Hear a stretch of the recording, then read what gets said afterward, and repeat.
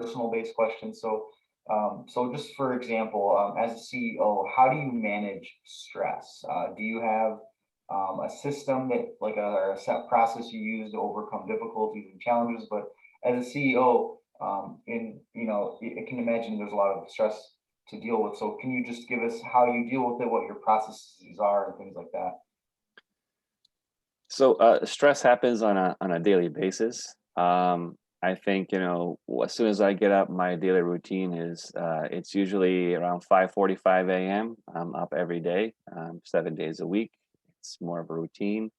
Um, I start my day off with first cup of coffee, and really start to evaluate what's happening that day specifically, and then I also want to take throughout the day is, this is the biggest challenge that I face, is that throughout the day, I'm not only working concurrently with the current projects, but I'm also forward thinking about what the next project is, next opportunity, and how can I leverage my network that I have currently, to see if they would be able to help me move forward on the visions of what I have as services, not only to benefit themselves, but to see if I can get introductions to others. Um, Managing stress is, difficult, because you're dealing with many changes.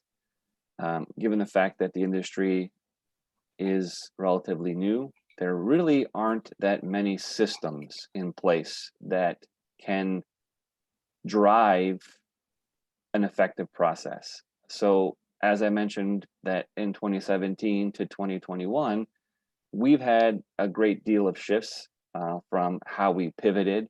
And I think, given the fact that my position in my company, um, I've leveraged those challenges into a profitable margins and a steady growth. And then I shifted that focus into areas that were profitable. Given the fact that we do offer a lot of services, and I would love, I guess love is the wrong word. I would really appreciate the fact of, someone coming to us and say, Michael, here's a project.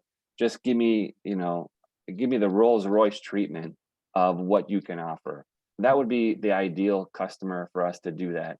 But I know that it isn't. So what I've done is I focused my energies on the profitable sectors, and the tours right now are the most profitable.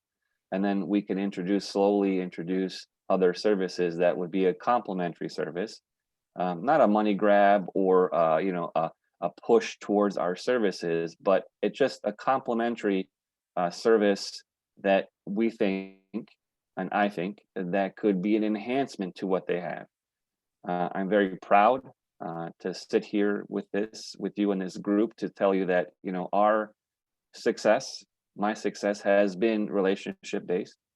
I have not advertised very, very much, and the advertising efforts that I did try, and I say try, as a new company in a new world of this specific industry, have been utter fails, because we're not a dentist office, or we're not a restaurant or a hair salon or even a construction company where the service that they've been providing has been vetted and used. We're coming here, laser hair removal. Like, what is that? Like, how can that benefit me? So, where's your margins at? You have maybe a small sector of people that want the hair laser removal. Teeth whitening, like, that's not for everybody. So, I mean, we're in that type of industry. Like, what is VR? What is virtual reality? And what is augmented reality? And why do I need rendering? So we have this, I think, you sent me this, why and how. So ask why and ask how as many times as you can. And that's important, because why do you need this? Well, why do you not use it is the question.